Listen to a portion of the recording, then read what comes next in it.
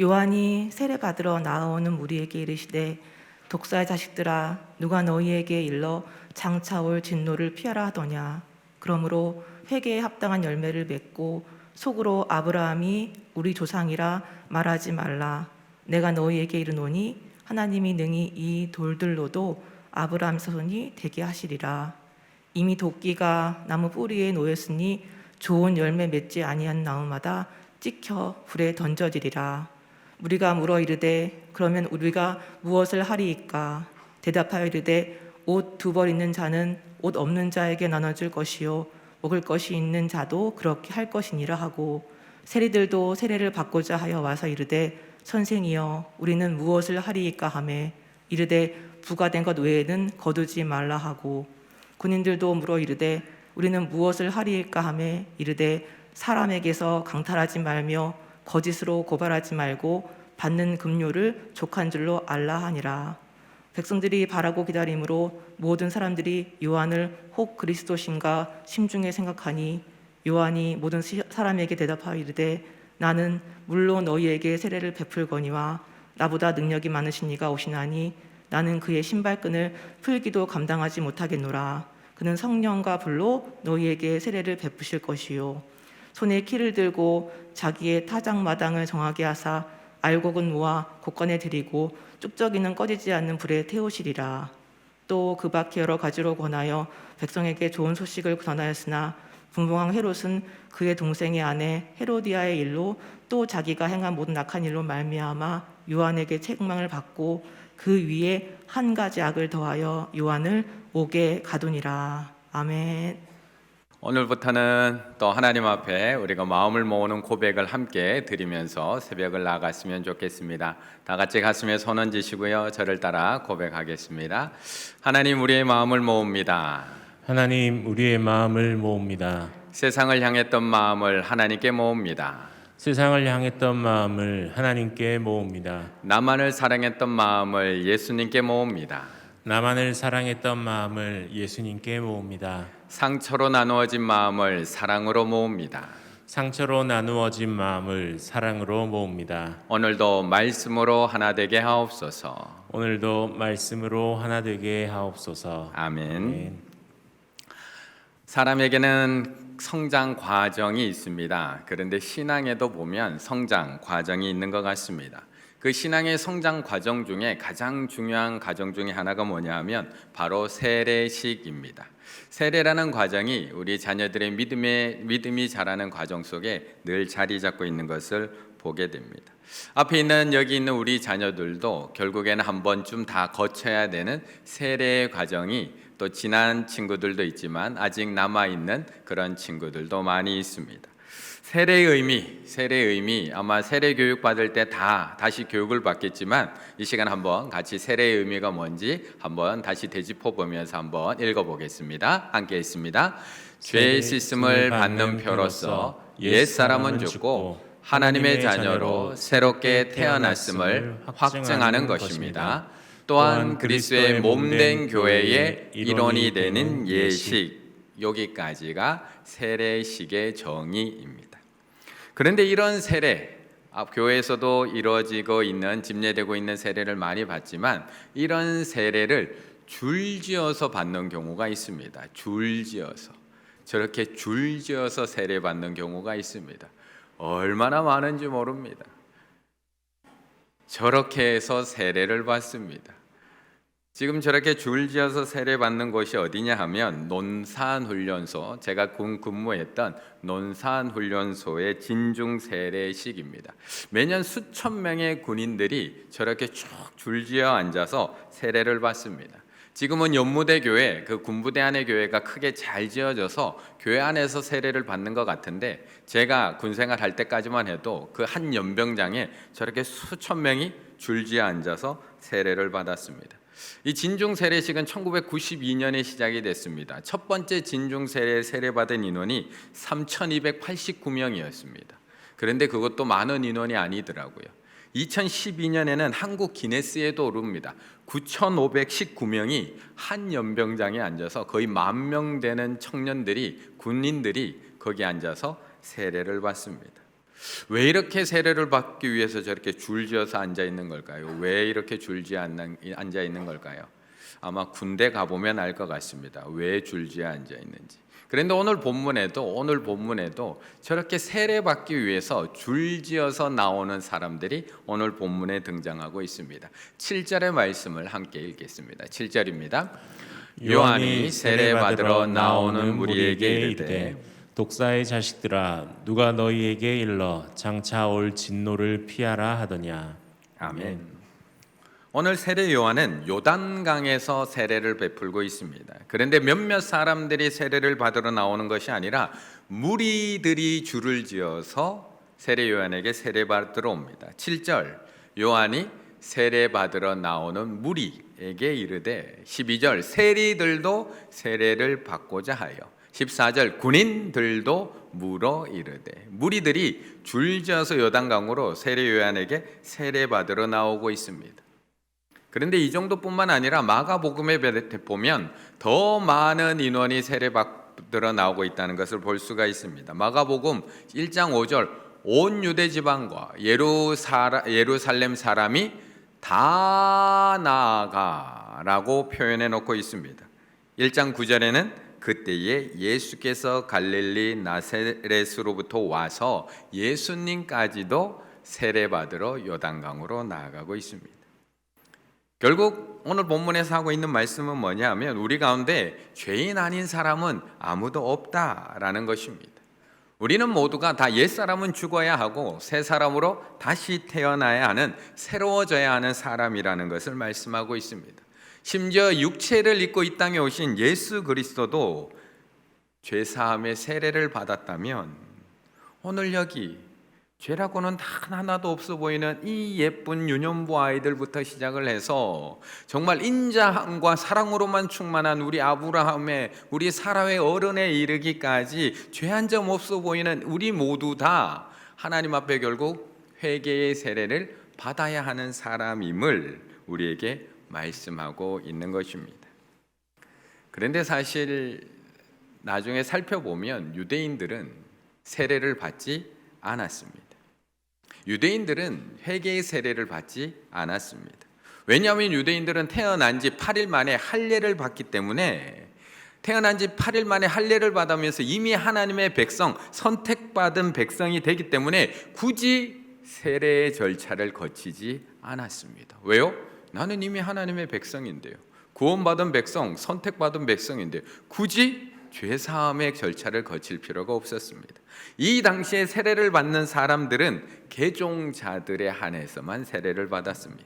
이방 민족이었던 사람, 다른 종교를 가지고 있던 사람이 유대교로 개종을 할 때 그런 경우만 세례를 베풀었습니다. 왜요? 과거에 부정한 것들이 있으니까. 할례를 받지 않아서 과거에 부정한 것이 있기 때문에 개종하는 사람에게는 할례를 베풀고 그 할례한 부분이 아물 때쯤 되면 그 사람을 흐르는 물에 데리고 가서 거기서 세례를 베풀었습니다. 그런데 오늘 요단강에서 일어나고 있는 이 일은 놀라운 일인 겁니다. 제사함을 받게 하는 회개의 세례가 유대인들에게 베풀어지고 있는 겁니다. 그런데 이런 놀라운 순간 회개를 받으러 나오는 저들을 세례 요한이 어떻게 불러야 될까요? 그래도 특세라고 졸린 눈 비벼가면서 많은 아이들이 이미 깊은 잠에 잠들어 있지만 그래도 특세한다고 눈 비벼가면서 엄마 손잡고 이 자리에 나왔으면 우리가 뭐라고 불러야 될까요? 축복받을 자녀들아, 구원받은 자녀들아, 하나님의 사랑받을 자녀들아, 이렇게 불러줘야 되는 것 아닌가요? 옆에 분과 인사 한번 나눠보겠습니다. 하나님의 사랑이 충만하길 기원합니다. 이렇게 인사하겠습니다. 하나님의 사랑이 충만하길 기원합니다. 우리가 이렇게 불러줘야 되는 겁니다. 이렇게 새벽부터 특세라고 나와서 예배드리는 우리 자녀들 얼마나 축복될까요? 회개의 세례를 베푸는데 생전 나오지 않던 유대인들이 막 줄지어 나오면 세례 요한이 뭐라고 축복해야 될까요? 야, 그래도 이제 회개하러 나오는구나. 축복한다고 이야기해 줘야 되는데 뭐라고 부르고 있느냐?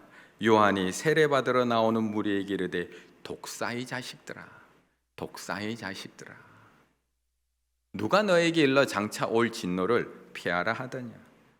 아니 아무리 죄가 많아도 그렇지 회개의 세례를 받으러 나온 무리들에게 야 이 독사의 자식들아 누가 너희 보고 나오라 그래? 라고 이야기하고 있다는 겁니다. 그러면서 그들에게 회개의 세례와 더불어서 추가적인 요구를 한 가지 더 하고 있습니다. 추가적인 요구. 8절의 말씀을 함께 읽습니다. 8절입니다. 그러므로 회개에 합당한 열매를 맺고 속으로 아브라함이 우리 조상이라 말하지 말라. 내가 너희에게 이르노니 하나님이 능히 이 돌들로도 아브라함의 자손이 되게 하시리라. 아멘. 앞에도 얘기 드렸듯이 유대인들에게는 할례는 있었지만 세례는 없었습니다. 이미 선택받은 하나님의 백성에게 죄사함의 회개의 세례 필요가 없는 겁니다. 그런데 이들이 행하고 있었던 죄를 씻는 의식이 하나가 있었습니다. 그게 뭐냐? 정결 예식. 씻는 예식이 있었습니다. 부정한 것들을 물로 씻어내는 예식이 있었습니다. 레위기에 보게 되면 나병 환자 걸린 사람들이 나으면 정결함을 받은 자는 그의 옷을 빨고 모든 털을 밀고 물로 몸을 씻을 것이라.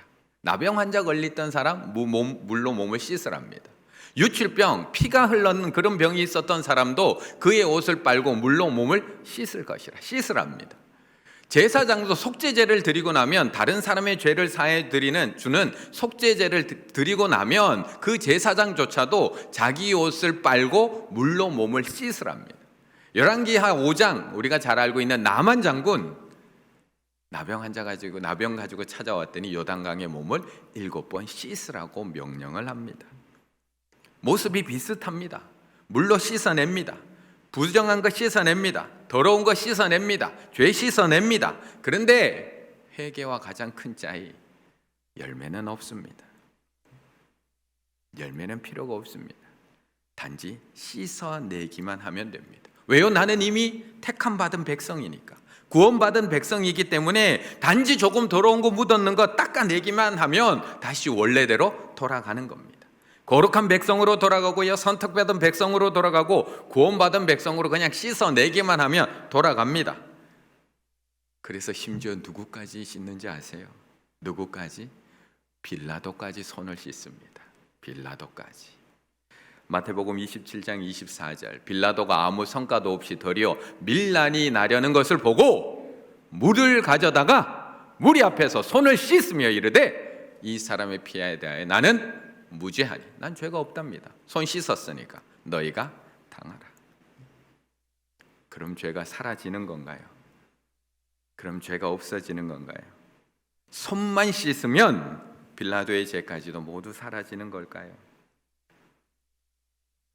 어쩌면 예수님의 당시 이 사람들, 오늘 세례 요한 앞에 나오고 있는 사두개인, 바리새인, 세리, 군인, 이들이 다시 당당하게 똑같은 죄를 저지를 수 있었던 이유는 너무 쉬운 정결법. 나는 손만 씻으면 되거든요. 나는 손만 씻으면 되거든요. 그런데 오늘을 살아가고 있는 우리들의 모습 속에서도 이러한 모습들이 점점 많이 자주 나타나고 있다는 겁니다. 우린 매주 예배 가운데 하나님 앞에 나와서 우리 죄를 자복합니다. 하나님 앞에 회개의 기도를 드립니다. 한 주간의 지은 죄를 하나님 앞에 온전히 고백하고 하나님의 용서를 구합니다. 그러면 사랑 많으시고 긍휼 많으신 하나님께서 우리에게 그 죄사함을 들으시고 우리에게 죄사함의 말씀으로 선포를 해주십니다. 여호와께서 말씀하시되 오라 우리가 서로 변론하자. 너희 죄가 주홍 같을지라도 눈과 같이 희어질 것이요 너희 죄가 진홍같이 붉을지라도 양털같이 희게 되리라. 아멘. 우리는 매주 선포를 받습니다. 얼마나 감사한지 모릅니다. 우리 죄를 기억조차 하지 않으시는 하나님의 사랑 얼마나 고맙고 감사한지 모릅니다. 하지만 우리는 나가서 똑같이 죄를 저지르고 살아갑니다. 아니요, 도리어 죄 사함을 받았기에 마음 편하게 돌아가서 똑같은 죄를 똑같이 저지르며 살아가고 있을지도 모릅니다. 아니요, 어쩌면 더 마음 편하게, 더 쉽게, 더 큰 죄를 아무런 거리낌 없이 또 회개하면 되니까 저지르며 살아가고 있다는 겁니다. 그런데 정말 괜찮을까요? 그런데 정말 나는 하나님의 자녀라서 그렇게 해도 나는 괜찮은 걸까요? 그런데 정말 나는 믿으니까 나는 똑같이 죄를 지어도 괜찮은 걸까요? 나는 믿으니 괜찮아 라고 생각하는 당신에게 우리는 예수님을 10년, 20년, 30년 믿으면서 자신도 모르는 사이에 하나님은 당연히 자기 편이시라고 생각합니다. 하나님은 항상 내 기도에 응답하신다고 생각을 합니다. 그러나 내 안을 살펴보면 회개할 것이 많이 있습니다. 겉으로는 멀쩡한데 파고 들어가 보면 구더기가 있고 곰팡이가 있고 지저분한 쓰라기가 있다면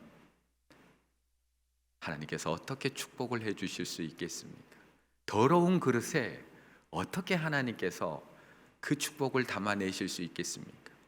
하나님의 음성을 들으십시오.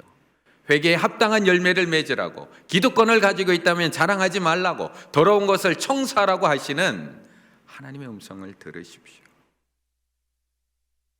그래서 이제 우리의 회개 기도는 지금까지 해왔던 것처럼 정결을 위한 죄의 고백에서 끝나선 되는 것이 아니라 이렇게 마무리하라고 오늘 본문에서 가르쳐주고 있는 겁니다. 이렇게 마무리하라고. 10절의 말씀을 함께 읽겠습니다. 10절입니다. 우리가 물어 이르되 그러면 우리가 무엇을 하리이까? 아멘. 사실 회개 기도는 우리보다 유대인들이 훨씬 더 많이 합니다. 훨씬 더 많이 합니다. 회개 기도는 유대인들에게는 야밈 노라임이라고 하는 기간이 있습니다. 야밈 노라임. 이 기간이 무슨 기간이냐? 경외의 날, 하나님을 두려워하는 날이라고 하는 일정 기간이 있습니다. 새해가 시작되는 1월 1일부터 1월 10일까지가 바로 이 경외의 날, 회개의 날입니다. 1일부터 9일까지는 사람에게 지은 죄를 회개하는 날입니다. 그리고 10일째는 하나님께 지은 죄를 하루 종일 온전히 회개합니다. 이 10일이 대속죄일입니다. 이 대속죄일에는 무려 25시간 동안 물도 음식도 단 한 방울도 먹지 않고 금식하면서 회개합니다. 24시간이 아니라 25시간을 금식하며 회개합니다. 왜 25시간을 할까요? 시간 잘못 계산해서 24시간에서 조금이라도 빠질까 봐 앞에 30분, 뒤에 30분은 안전시간으로 해서 25시간을 금식하며 회개 기도합니다. 그런데 그렇게 회개를 하고도 도리어 그 회개가 면죄부가 되어서 죄를 더 마음 편하게, 더 당당하게 짓게 만들고 있다는 겁니다. 그런데 오늘 정결이 아닌 회개의 세례 현장에 나온 무리들은 하나같이 그 세례를 앞두고 세례요한에게 뭐라고 묻고 있느냐? 10절 무리가 물어 이르되 그러면 우리가 무엇을 하리이까? 세리들도 세례를 받고자 하여 와서 이르되 선생이여 우리가 무엇을 하리이까? 군인들도 물어 이르되 우리는 무엇을 하리이까? 우리의 회개는 후회, 반성, 자복이 아닙니다. 우리의 회개는 메타노이아, 방향을 바꾸다, 돌아서다, 무엇을 행동으로 돌아서는 것을 의미합니다. 죄를 향해 가던 우리의 발걸음을 하나님을 향해 돌아서는 것, 세상의 성공을 향해 가던 그 발걸음을 하나님을 향해 돌아서는 것, 삶의 방향을 바꾸는 것을 회개라고 이야기합니다. 그래서 회개 기도의 끝에는 꼭 물어야 하는 겁니다. 내가 하나님 무엇을 하기 원하십니까? 하나님 제가 어떻게 살아가길 원하십니까? 하나님 제 삶이 어떻게 바뀌길 원하십니까? 물어야 한다는 겁니다. 사도 바울이 예수 믿는 사람들을 잡으러 다메섹으로 열심히 달려갑니다. 그런 도중에 예수님을 만나게 됩니다. 그는 앞을 볼 수 없는 상황 속에서 그는 하나님 앞에 이렇게 기도를 합니다. 사도행전 22장 8절 10절을 보면 하나님 앞에 이렇게 기도합니다. 내가 대답하되 주님 누구시니이까? 하니 이르되 나는 내가 박해하는 나사렛 예수라 하시더라. 그랬더니 또 이렇게 기도합니다. 내가 이르되 주님 무엇을 하리이까? 주께서 이르시되 일어나 다메섹으로 들어가라. 내가 해야 할 모든 것을 거기서 누가 이르리라 하시거늘. 내가 이르되 주님 무엇을 하리이까?